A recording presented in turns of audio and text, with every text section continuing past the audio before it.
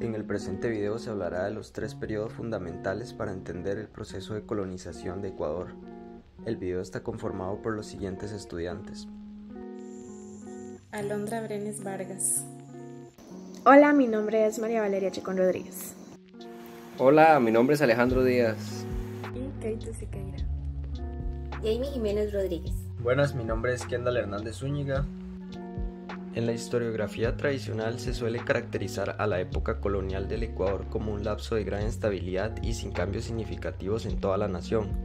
Esta colonia se solía ver sin mayores modificaciones en la estructura social y económica. Sin embargo, esta visión no es correcta, debido a que la vida de la sociedad y el Estado fue muy compleja. Durante los 3 siglos que estas tierras permanecieron vinculadas a la metrópoli española, se produjeron transformaciones muy significativas, dividiéndose así en 3 grandes periodos diversos. Si se observa a la sociedad colonial desde la perspectiva de sus relaciones económico-sociales luego de la conquista española, encontramos 3 grandes periodos en la vida de lo que ahora es el Ecuador. Primeramente, desde el fin de la conquista hasta finales del siglo XVI se dio un periodo de asentamiento e inicial consolidación del régimen colonial español. Varios años después, desde el asentamiento del régimen español y hasta las décadas iniciales del siglo XVIII, es decir, varios años más, se dio un segundo periodo en el que la actividad económica articulante de la sociedad fue la producción textil. El tercer periodo, marcado por la independencia, comprende desde inicios del siglo XVIII y hasta cerca de 100 años después. Este fue caracterizado por la crisis, la recaudación de las relaciones sociales y el agotamiento del régimen colonial. La colonización ecuatoriana se puede dividir en 3 periodos. Es necesario dar a conocer los inicios de la colonización en lo que es América. Se conoce que en sus inicios se produjeron 2 procesos: el sojuzgamiento y el despojo de los indígenas. Por otra parte, se da la resolución en beneficio del poder metropolitano, que viene del conflicto por los primeros colonos que intentaron retener una parte del control local. Primero sería la implantación del orden colonial. Al inicio de la colonización, los españoles necesitaron de los caciques locales para manejar las tierras y la gente que estaban recién conquistadas, los cuales siguieron como autoridades de sus pueblos bajo el control de los españoles, a lo que dio origen al mandato indirecto. La institución básica del periodo fue la encomienda. Consistía en un cargo o encomienda que le hacía la corona a un colono español. Este era un encomendero de un grupo indígena. Los indígenas tenían la obligación de pagar algo como un impuesto a la corona y como pago a la cristianización que fueron sometidos. Quedaban obligados a prestar servicios al encomendero o a darle dinero. De esta manera se estableció un mecanismo de extracción de excedentes en forma de trabajo e impuestos y un instrumento de control ideológico sobre las masas indígenas que fueron catequizadas por el clero. Por el encuentro de 2 ciudades, la primera sería la metropolitana, que se encontraba bajo la transición del orden feudal, el capitalista en Europa, y la indígena, que experimentaba pequeñas crisis de las formas aborígenes, que precipitaron su derrota. Provocó entre la década de 1530 y 1590 un periodo de asentamiento del poder colonial en el que por una parte se establece el sistema hispánico y se consuma la dominación de los pueblos aborígenes. Se buscó organizar la administración religiosa desde la década de los 40. La diócesis fue creada en 1545 con jurisdicción justo en lo que hoy se conoce como el territorio de Ecuador, sur de Colombia y el norte de Perú. La administración legal y política obtuvo organización definitiva en 1563. La legislación de blancos mantuvo una división entre la República de Blancos y la República de Indios. Por parte de la República de Blancos se tenían los colonos y por parte de la República de Indios tenían sus elementos comunitarios e inclusive sus autoridades étnicas.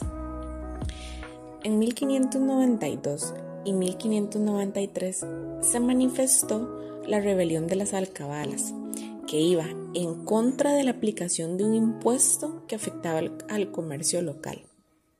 Finalmente, la corona triunfó, pero se conservó una suerte de equilibrio entre fuerzas y los poderes locales.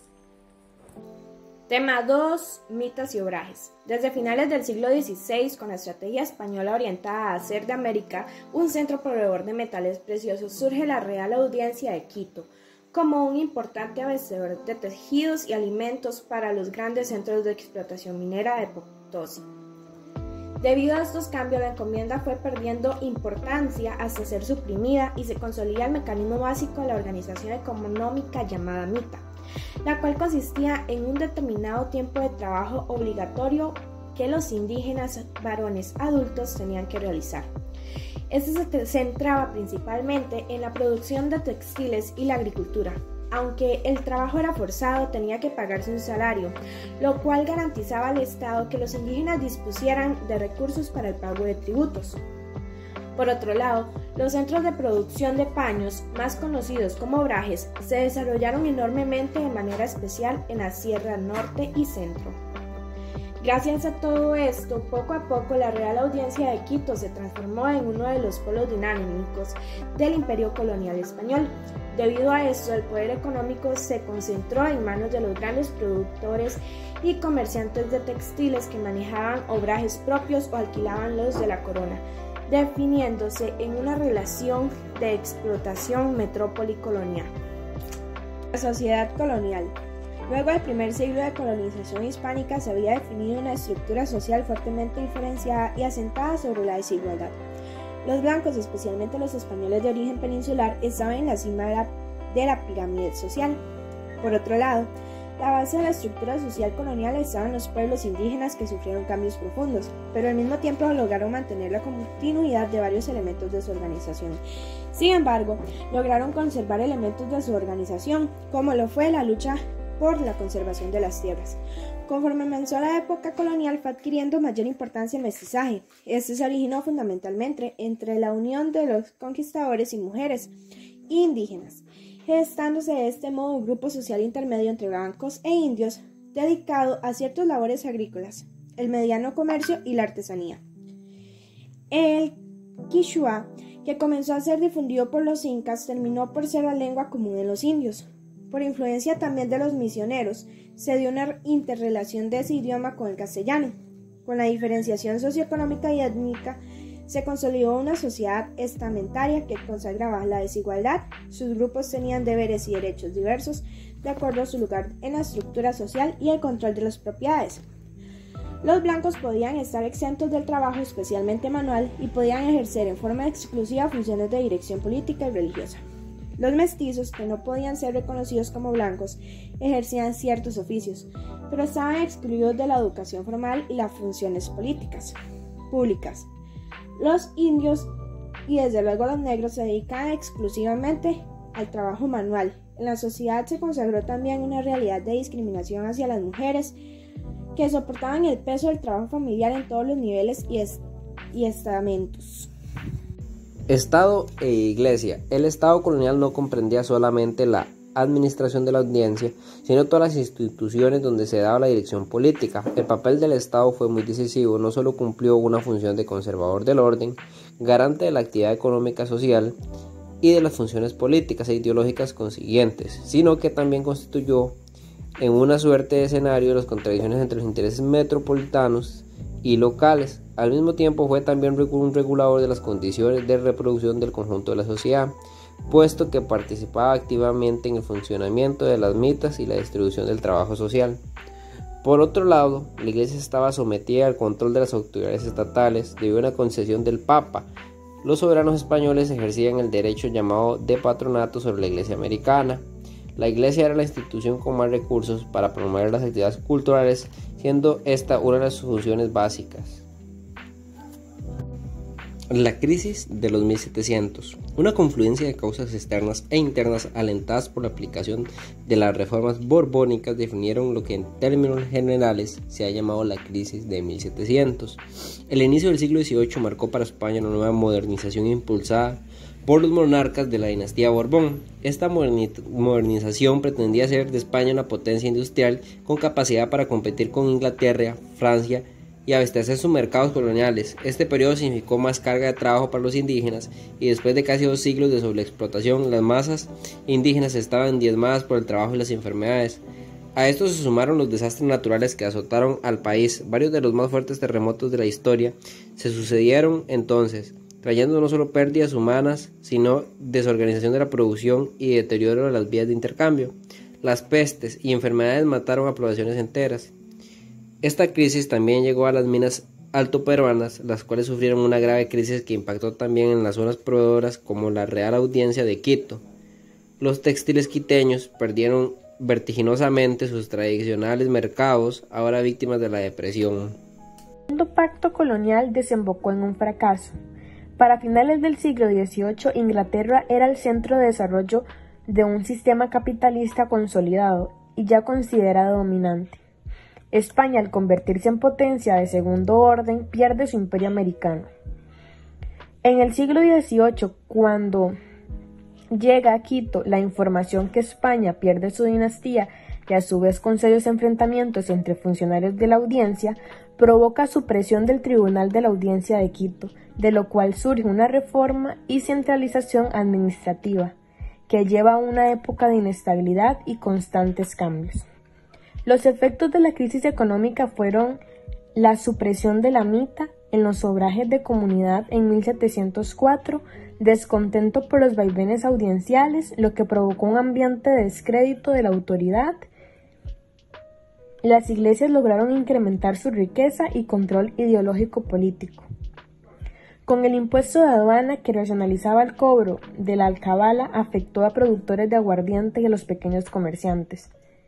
La rebelión de los estancos consistió en un lanzamiento de los barrios de Quito con actos de violencia y protestas contra el gobierno. Estos movimientos fueron reprimidos por las autoridades y los criollos blancos por miedo a que las acciones de protesta pudiesen llegar más allá. Fin de la época colonial. En la segunda mitad del siglo XVIII se fue gestando un movimiento de reivindicación de lo americano y lo quiteño. Se escribió la historia del Reino de Quito por el padre Juan de Velasco, el cual marchó al exilio por la expulsión. La obra ponía las bases de la conciencia quiteña y la búsqueda de esa identidad.